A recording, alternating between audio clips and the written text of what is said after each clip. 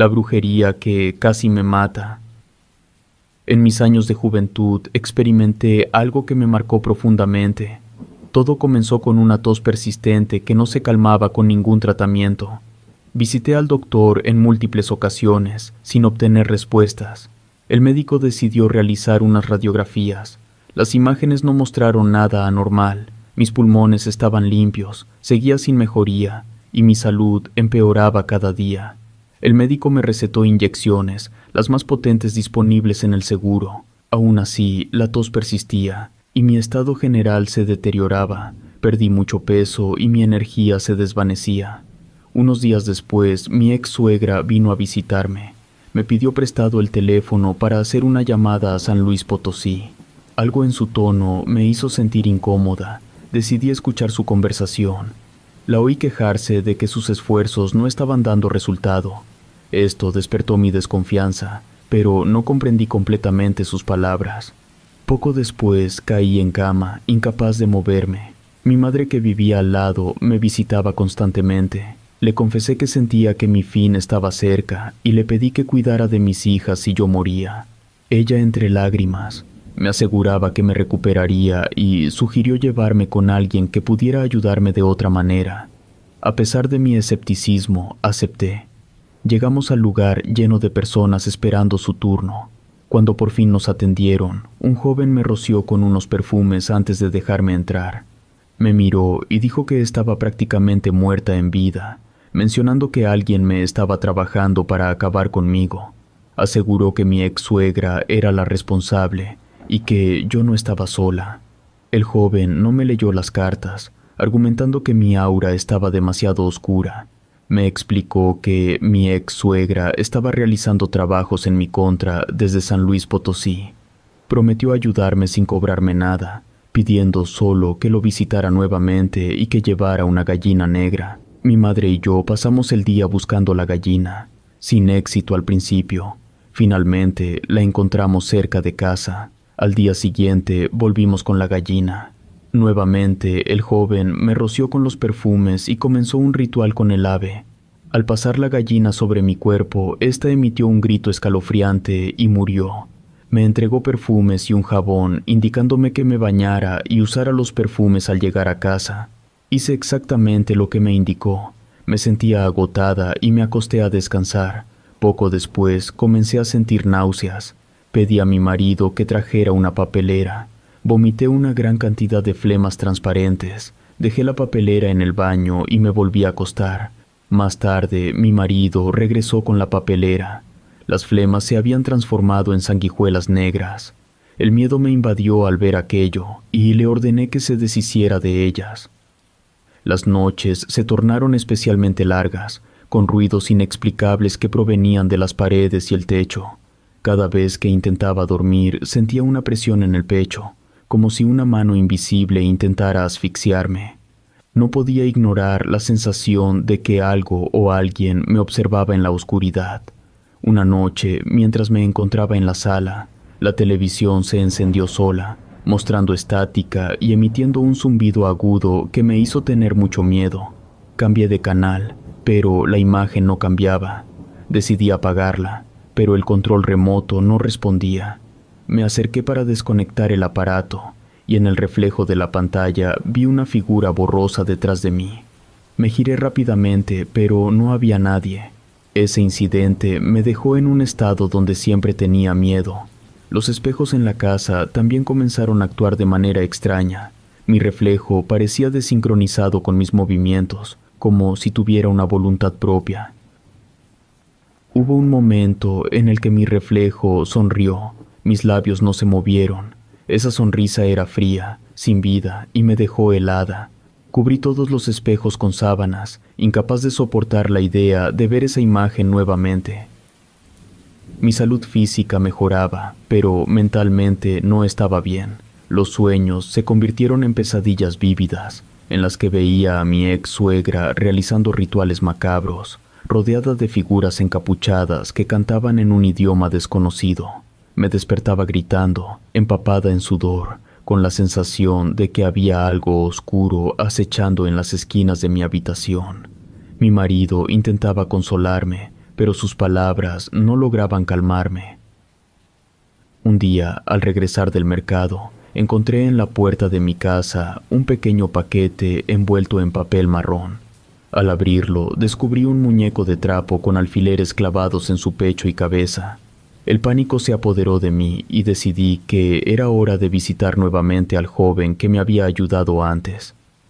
Al llegar, le conté sobre los eventos recientes y le mostré el muñeco. El joven lo examinó detenidamente y con un semblante serio, me dijo que el mal que me perseguía era más fuerte de lo que habíamos anticipado.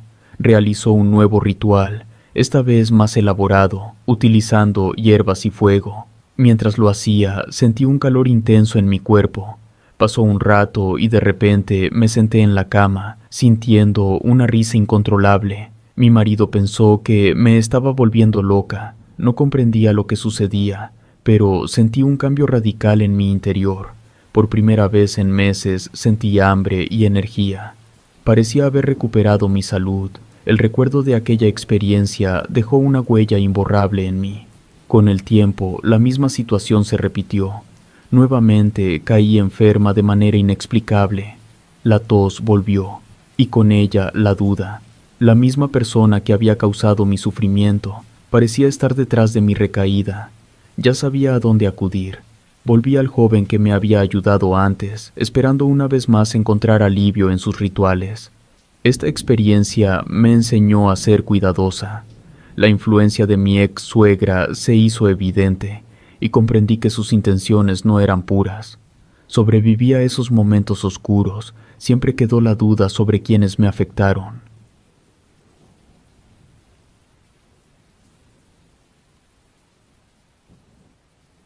Casa maldita.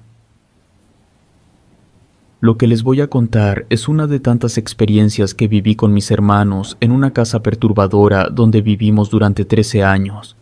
Muchos se preguntarán cómo alguien soporta habitar un lugar así tanto tiempo. La realidad es que la mayoría de los sucesos más oscuros le ocurrieron a mi madre, quien nunca nos contó nada. Mis hermanos también guardaron silencio, y no fue hasta que los eventos comenzaron a descontrolarse que empezamos a experimentar colectivamente esos fenómenos. Esta historia no es sobre los primeros incidentes, sino sobre los últimos años que pasamos en esa casa. La casa aún existe y está en San Luis Potosí, cerca del centro de la ciudad. Vivimos allí porque no teníamos otro lugar a donde ir. Mi madre trabajaba para la dueña de la casa para pagar la renta, y lo poco que le quedaba, junto con lo que ganaba mi padre, se destinaba a nuestros estudios, comida y ropa. La casa tenía todas las habitaciones conectadas entre sí, sin puertas que las separaran. Cada una conducía a la siguiente hasta llegar al baño en un extremo y la sala en el otro. La cocina estaba aparte y para llegar a ella teníamos que salir a una cochera que conectaba con un largo patio que empezaba en el acceso principal desde la calle. Mis padres trabajaban en turnos. A menudo nos quedábamos solos de noche. Una de esas noches estábamos viendo la televisión en nuestro cuarto. Mis hermanos más pequeños y yo comenzamos a escuchar ruidos en la cocina. Los trastes y cacerolas sonaban como si alguien los estuviera lavando. Incluso se oía el chorro del agua. Sabíamos que era imposible porque habíamos dejado los trastes limpios. Eran como las 9 de la noche. Nos acercamos sigilosamente a la puerta de la cocina y escuchamos claramente los sonidos desde afuera. Me armé de valor y empujé la puerta, encendiendo la luz. La cocina estaba vacía, todo estaba tal como lo habíamos dejado. Buscamos por todos lados, pero no había nada. Apagué la luz y cerré la puerta. Miramos por una ventana hacia la cocina y cuando le dimos la espalda a la puerta, los ruidos comenzaron de nuevo, más fuertes. Nos heló la sangre. Corrimos a nuestro cuarto y nos encerramos, rezando hasta que los ruidos cesaron. Encendimos la televisión nuevamente y les dije a mis hermanos que se durmieran.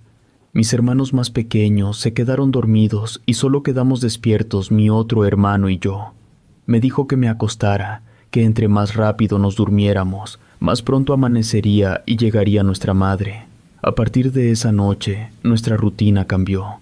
Cada vez que escuchábamos el más mínimo sonido, nos estremecíamos y nos mirábamos con miedo. Mis hermanos comenzaron a tener pesadillas recurrentes, despertando en la noche con gritos ahogados, sudando y temblando. A veces mis padres regresaban del trabajo encontrándonos despiertos, con la televisión encendida y todos amontonados en un rincón del cuarto.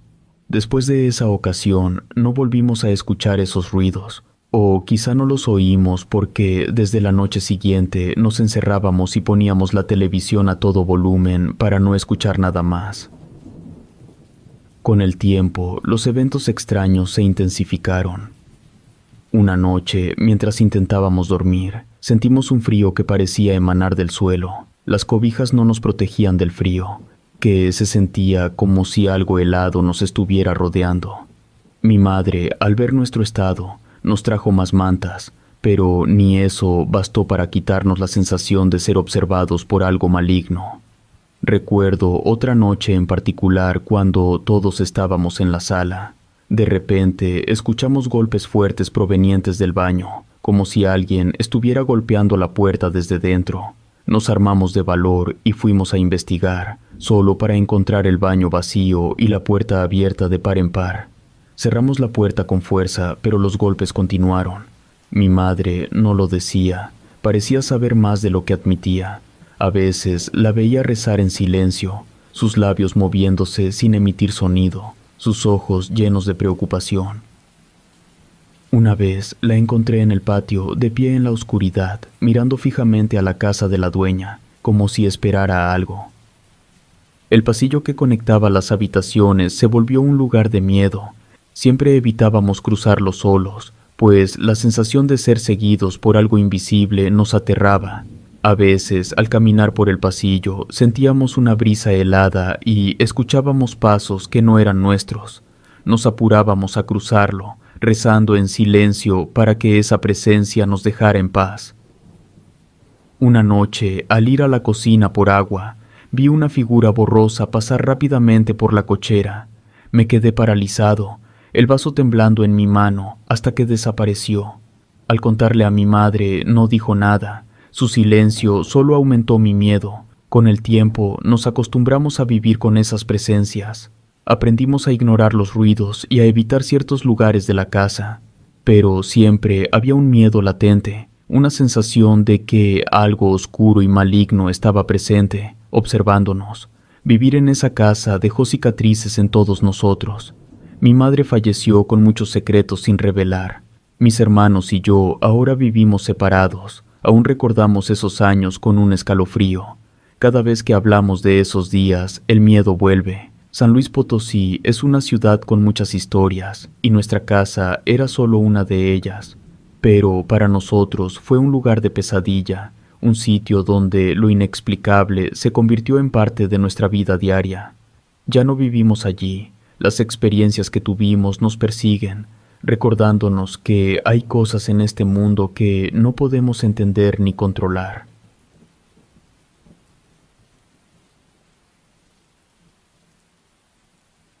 El espíritu de mi hermana. Somos 7 hermanos, 6 mujeres y un varón, todos casados y viviendo en diferentes lugares. 4 de mis hermanos viven en el estado de Chiapas, cerca de la casa de mi madre. Otra hermana mayor vive en la Ciudad de México, al igual que mi hermana que falleció. Yo vivo en Nuevo Laredo y otra hermana en Estados Unidos. El 16 de agosto, mi hermana, una de las que vivía en México, falleció. Todo comenzó en marzo de 2019. Mi hermana empezó a hincharse de todo el cuerpo. Iba al médico y no le encontraban nada. Cada vez que iba era lo mismo. Su salud empeoraba. Mi familia me llamó para decirme que mi hermana estaba grave y querían que fuera a verla. Yo podía moverme mejor. Hablé con mi esposo y me dijo que fuera, que me moviera rápido. Decidí salir ese mismo día y así lo hice. Ese mismo día viajé a México. Al llegar, encontré a mi hermana tan hinchada que no me reconocía. Le hablé al oído. Le dije que debíamos hacer algo, no podíamos dejarla ir sin luchar. Llegó una amiga de la familia y sugirió llevarla con un brujo. Inicialmente me resistí, pero finalmente decidimos hacerlo. Nos dirigimos a una colonia en San Pedro. Una señora la recibió y nos dijo que mi hermana tenía demonios dentro y que estaba bajo un maleficio. Le rogué que la curara. La señora aceptó, pero me advirtió que debía llevarla a una tumba y pedirle ayuda a quien descansara ahí. Mi cuñado y yo acompañamos a mi hermana durante el ritual. Decidimos llevarla al panteón, tal como nos indicaron. Al volver a casa, mi hermana comenzó a mejorar. 7 días después, su salud volvió a empeorar. Nos recomendaron otro curandero en Chiapas. Lo buscamos y él realizó otro ritual. Mi hermana mejoró temporalmente. El 10 de mayo pasé el día con mi madre y mis hermanos. El 12 de mayo regresé a Nuevo Laredo. Mi hermana se quedó con nuestra madre mientras su esposo volvía a trabajar a México. A mediados de junio, mi hermana decidió regresar a México. Poco después, su salud empeoró nuevamente. Recibí una llamada de mi cuñado informándome que estaba grave.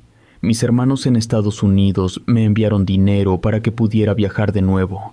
Llegué a México y encontré a mi hermana internada en el Hospital Central. Pasé 15 días cuidándola. Durante ese tiempo escuchábamos ruidos extraños y las luces se apagaban solas. Cuando le dieron de alta, estaba extremadamente delgada. La llevamos a su casa y contratamos a una muchacha para que la cuidara. El 16 de agosto, la muchacha no llegó porque su hijo estaba enfermo. Mi hermana, sola en casa, escuchó ruidos en la cocina y en el baño. Llamó a su esposo, quien llegó rápidamente. La encontró tirada en el suelo, con el cabello alborotado. Al levantarla, se dio cuenta de que estaba muerta. Mi cuñado organizó el traslado del cuerpo a Chiapas. Durante el viaje, la carroza fúnebre se movía de manera extraña. El chofer tuvo que detenerse y abrir el ataúd. Hablé con mi hermana fallecida, rogándole que se fuera en paz. Al llegar a Chiapas, mi madre y mis hermanos la recibieron. Durante la noche, mientras la velaban, mi madre intentó ponerle un vestido blanco sobre el cuerpo. Al hacerlo, mi hermana abrió los ojos. Nadie entendió cómo ocurrió eso. Justo antes del entierro, mi madre recibió una llamada extraña. Una mujer se burlaba ofreciendo pésame. Mi cuñado sospechó que era su exmujer, quien había causado todo el mal. Desde entonces he tenido experiencias perturbadoras. Mi hermana me había regalado un peine, el cual aparece constantemente en mi tocador, a pesar de que lo guardo en otro lugar. Sueño con ella frecuentemente. Una vez mi esposo la vio junto a la cama, acariciando mi cabeza, y luego desapareció. Desde que regresé a Nuevo Laredo, noté que en mi casa las cosas no estaban bien. Los espejos comenzaron a reflejar cosas que no estaban ahí, sombras y movimientos que no podían ser explicados. Empecé a encontrar el peine en lugares imposibles, como dentro del horno o el refrigerador. Una noche, mientras cenaba, el peine cayó del techo, aterrizando justo enfrente de mí. Una madrugada fui despertada por un sonido metálico. Al levantarme, vi que todas las puertas de los gabinetes de la cocina estaban abiertas. Cerré todo, pero al darme la vuelta, escuché una risa suave detrás de mí. Me giré rápidamente, pero no había nadie. A partir de ese momento, la presencia de mi hermana se hizo más intensa. Mi madre en Chiapas también la ve y siente su presencia. Mi cuñado y los vecinos la ven con un vestido blanco, peinando su cabello. En la casa de mi cuñado a veces se escucha en la cocina como si estuviera cocinando o cantando. La presencia de mi hermana fallecida sigue manifestándose, perturbando la tranquilidad de quienes la rodean. En una ocasión, mi madre me llamó en la madrugada, asustada, diciendo que había visto a mi hermana sentada en la mesa del comedor, mirándola fijamente con ojos que no eran los suyos. Parecía un reflejo distorsionado, con una mirada vacía y sin vida. Las luces comenzaron a parpadear y un frío inexplicable llenó la casa. Mi madre, entre lágrimas, rogó a mi hermana que se fuera en paz. Una tarde, mientras estaba sola en casa, escuché un susurro que venía del cuarto de mi hija. Al entrar, vi la silueta de mi hermana de pie junto a la cama, acariciando el cabello de mi hija que dormía. Mi corazón latía con fuerza mientras trataba de acercarme. La silueta se desvaneció lentamente, dejando un aroma a flores. Sentí una mezcla de miedo y tristeza, pues sabía que era ella.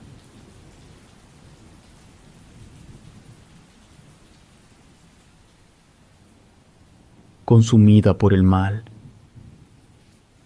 Les contaré algo sobre la brujería, algo que es real porque le sucedió a mi cuñada. Esto demuestra que el mal enviado por este tipo de prácticas puede causar daños irreparables en las personas. Su nombre es Elena, y lo que le ocurrió fue hace unos 10 años. Desde entonces su vida no volvió a ser la misma. En ese entonces había un señor que le gustaba. Él tenía una carpintería y ella iba a verlo frecuentemente.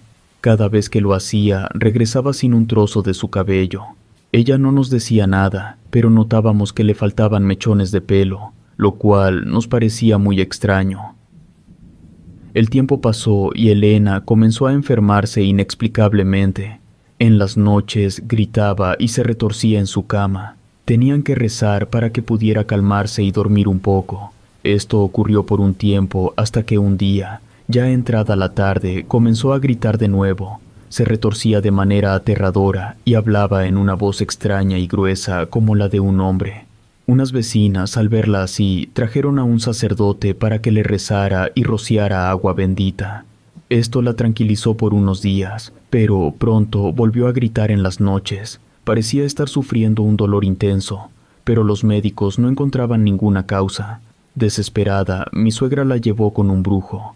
Después de examinarla, el brujo dijo que Elena había sido víctima de un mal muy fuerte, enterrado en algún lugar.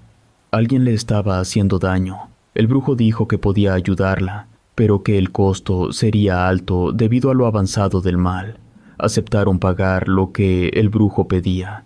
Este vino a la casa, se bañó en jugo de limón y licor, y luego entró al cuarto donde dormía Elena. Tras revisar toda la habitación, descubrió que debajo de la cama había un hueco en el piso. Al abrirlo, encontraron un frasco con una muñeca de yeso hecha con el cabello que aquel señor le había quitado a Elena. El frasco también contenía velas negras, rojas y verdes, además de chiles secos y gusanos, los cuales causaban el terrible dolor a Elena. Después de sacar todo, el brujo pasó una gallina negra por todo su cuerpo. La gallina murió de repente, absorbiendo el mal que ella tenía. Luego quemaron todo lo que había en el frasco junto con la gallina. Días después, el hombre que le hizo el daño a Elena murió. El mal que él había enviado se le devolvió y comenzó a gritar horriblemente toda la noche, amaneciendo muerto al día siguiente. Lo peor vino después. Elena desapareció la noche siguiente a la muerte del hombre. Mi suegra volvió a ver al brujo porque no la encontrábamos. El brujo dijo que un espíritu maligno se la había llevado. La buscamos por muchos lugares durante más de un mes sin encontrar rastro alguno.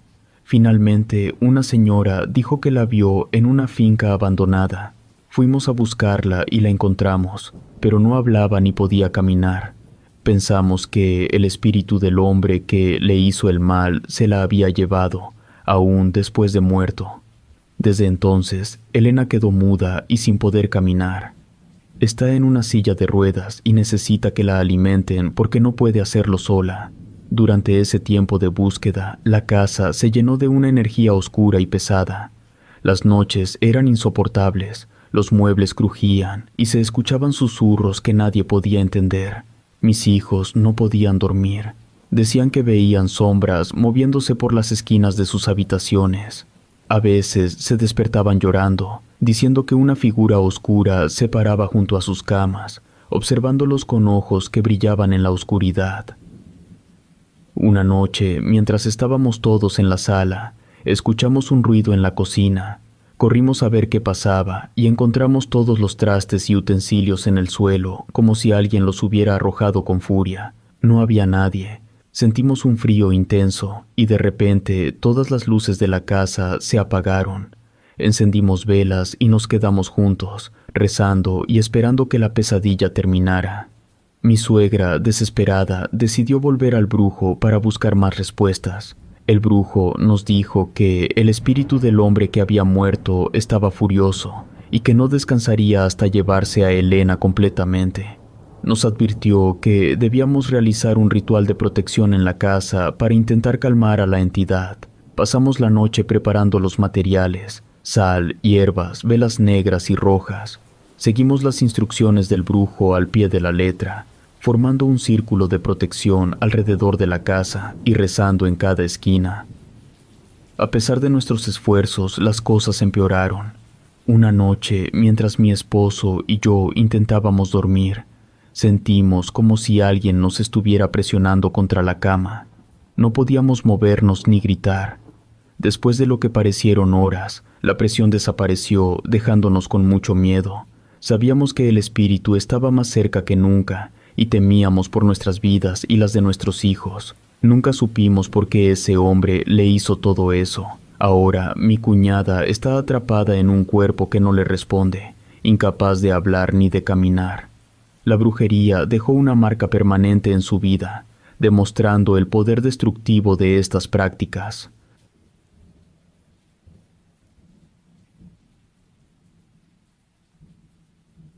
Entidades de un hospital. Trabajaba en una clínica psiquiátrica. El 14 de febrero fue lunes y tuve que regresar al trabajo. Teníamos una paciente en estado crítico. Su nombre era Hazel. Ese día era su cumpleaños y su hija le mandó un ramo de flores. Prometió ir a verla, pero nunca llegó. A medida que pasaban las horas, Hazel se deterioraba. Yo entraba a verla cada hora y le chequeaba sus signos vitales, pues mi turno era de 6 de la tarde a 6 de la mañana. Recuerdo que alrededor de la medianoche noté que estaba muy pálida y casi sin pulso. Salí a buscar mi oxímetro y al regresar ella ya había fallecido. Su rostro mostraba un gran sufrimiento. Llamé al forense y después de 40 minutos de papeleo, volví a la habitación con un asistente para preparar el cuerpo antes de la llegada del forense. Mientras cambiábamos el cuerpo, ya sin vida, Hazel me agarró la mano izquierda y la apretó con fuerza. El asistente salió corriendo del cuarto aterrorizado. Le pedí que llamara a otra enfermera para que me ayudara. Intenté cerrar sus ojos y su boca, pero se volvían a abrir una y otra vez. Llegó el forense y sugirió cubrir su rostro porque tenía una apariencia extraña, comentando que Hazel no quería dejar este lugar. Metimos el cuerpo en la bolsa y se la llevaron. Hazel estaba en un pasillo cerrado, donde se atienden pacientes con demencia, esquizofrenia, Alzheimer y bipolaridad. Después de su fallecimiento, comenzaron a ocurrir cosas extrañas. Veíamos figuras, se escuchaban ruidos extraños y alguien abría las puertas de los cuartos sin que hubiera nadie. Las cámaras solo mostraban sombras. Todos estábamos aterrorizados por la energía perturbadora que se sentía. Un mes después, ingresó una nueva paciente llamada Marta, a quien pusieron en la habitación donde falleció Hazel. Marta no podía moverse ni caminar debido a un problema cerebral, además de sufrir alucinaciones y esquizofrenia. A la semana de haber ingresado, alguien activó el timbre de emergencia en su cuarto. Al entrar, le pregunté quién había activado la luz, si ella no podía moverse. Marta respondió que fue ella, señalando al closet. Cuando abrí el closet, dijo que Hazel estaba ahí. Sentí un escalofrío y llamé a mi compañera.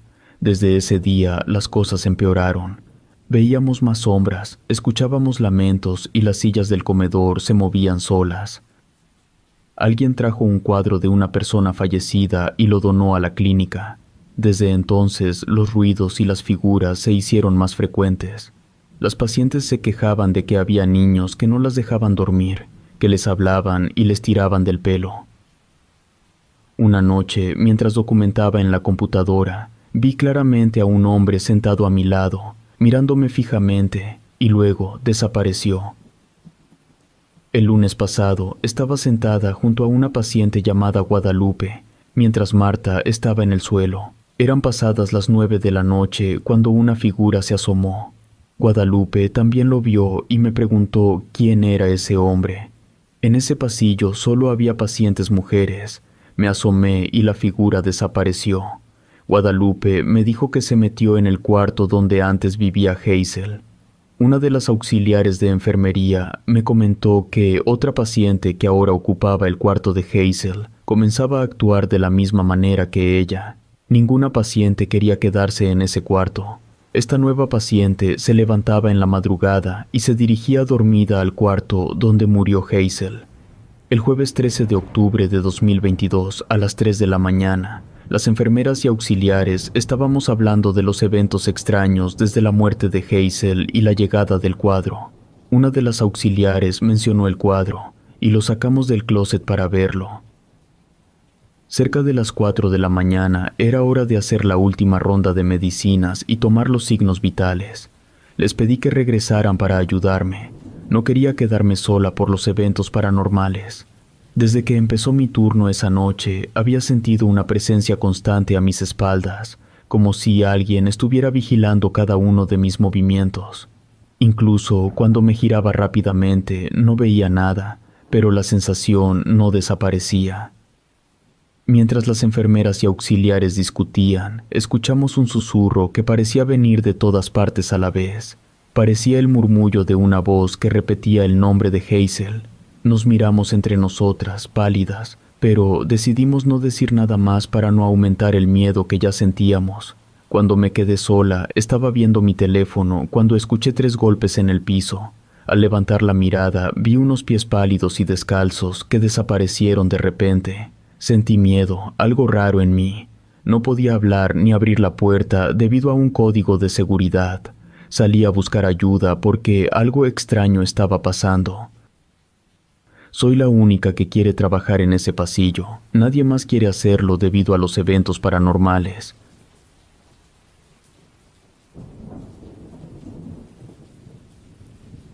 La finca de enfrente. Aún recuerdo la primera vez que mi hija pronunció esas palabras. Me dan miedo los fantasmas de enfrente, dijo. Era apenas una niña de 3 años. Mi esposa y yo sonreímos, pensando que no era nada serio. Esa noche salí al porche de nuestra casa. La finca de enfrente se veía claramente desde allí. La luz de la casa principal proyectaba sombras que parecían figuras inmóviles en el terreno. El frío era intenso. Los perros ladraban a lo lejos. No había vecinos cercanos. Había que caminar varios minutos por un camino de terracería sin iluminación para llegar a otra vivienda. Nos mudamos allí cuando nuestra hija tenía solo unos meses. Yo trabajaba en un terreno cercano y nos prestaron esa casa. Mi esposa trabajaba en una casa de gente adinerada en la ciudad hasta que nuestra hija creció lo suficiente para que ya no pudiera llevarla con ella. Mi esposa dejó de trabajar y yo asumí más responsabilidades laborales. Al llegar, la finca de enfrente estaba habitada por una anciana amable que siempre me saludaba. El dueño de la casa nos advirtió que la señora le daba miedo, pero con nosotros solo fue amable. Murió al 1 año y medio de nuestra llegada. Desde su muerte, la finca quedó vacía. A menudo llegaban camionetas que se iban dejando a algunos individuos que se quedaban unos días. Entonces, mi hija comenzó a hablar de los fantasmas de enfrente. Le pedimos a su abuela que se quedara con ella. Después de unos días, mi hija rogó no regresar. Decía que los fantasmas le hablaban. Su abuela intentó obtener más información. La niña explicó que aparecían al caer la tarde, gritándose entre ellos y pidiéndole ayuda. Evitaba el patio al anochecer y se mantenía dentro de la casa. Una noche en particular, la atmósfera se tornó aún más tensa. Mi esposa y yo estábamos en la sala cuando escuchamos un ruido que provenía de la finca de enfrente. Miramos por la ventana y vimos luces parpadeantes, como si alguien estuviera moviéndose rápidamente con linternas. No era raro ver movimientos en esa casa, pero esa noche los sonidos eran diferentes, más intensos, más desesperados. Sentimos algo de miedo y nos abrazamos en silencio, esperando que todo terminara pronto. Esa noche, al revisar la finca de enfrente, sentí una presencia extraña. El aire se sentía pesado, y cada paso que daba parecía resonar más de lo normal. No había nadie visible, pero los murmullos eran claros. Sentí como si me estuvieran observando desde cada rincón oscuro. Volví a casa rápidamente, intentando calmarme, pero la sensación de ser observado siguió durante toda la noche. Eventualmente, mi hija volvió a casa. Justo esa noche llegaron varias camionetas a la finca de enfrente. La siguiente tarde, mi hija comenzó a llorar y le dio fiebre. La llevamos al hospital y luego nos quedamos con su abuela. La abuela sugirió que la niña se quedara con ella unos días más. Mi hija aceptó, pero temía regresar a casa. 4 días después fui a visitarlas. La abuela le pidió a mi hija que me contara todo. Mi hija, temblando, habló de una mujer que había llegado esa madrugada. La mujer lloraba y gritaba por ayuda, llamándola por su nombre. Intenté tranquilizar a mi hija, prometiéndole que no habría nadie en la finca al regresar. Mi hija no se convenció. Decidí no llevármela a la fuerza. Regresé solo a casa, asustado por la seguridad de mi familia. Al llegar, encontré a mi esposa aterrada. Me pidió que revisara la finca de enfrente. Había estado escuchando a una mujer llorar y gritar el nombre de nuestra hija. Tomé un machete y salí a revisar. No encontré nada, solo ladridos lejanos de perros. Regresé a casa, asegurándole a mi esposa que todo estaba bien. Ambos sabíamos que algo oscuro nos acechaba. En una ocasión, mientras mi esposa estaba fuera de casa, me quedé solo con nuestra hija. Estábamos viendo televisión cuando escuchamos ruidos de golpes en la puerta principal. Al abrirla, no había nadie, pero los golpes continuaban en las ventanas y puertas traseras. Cerré todo, asegurándome de que no hubiera intrusos, pero los ruidos no se calmaban. Esa noche, nuestra hija se despertó gritando, afirmando que había visto a la anciana de la finca de enfrente en su habitación, mirándola con ojos vacíos. Decidimos mudarnos. Encontramos un pequeño cuarto en una colonia cercana a la ciudad. Extrañaba el campo. La vida en la ciudad nos ofrecía una seguridad que habíamos perdido. 3 eventos me persiguen hasta hoy. Primero, un sueño recurrente en el que veía figuras paradas en la finca de enfrente, observándonos en silencio. Años después, reconocí esa finca en las noticias. Era un lugar donde el crimen organizado desaparecía cuerpos. La revelación me causó un profundo malestar. Mi esposa no pudo dormir bien durante meses. La tercera y más reciente cosa me la contó mi hija hace unos meses. Recuerda esas noches de terror, describiendo con detalle las figuras que veía paradas en la finca de enfrente. Hombres, mujeres y niños, todos atrapados, gritándoles a ella pidiendo ayuda. Los llantos de los niños aún resuenan en mi mente, un recordatorio constante del horror que vivimos.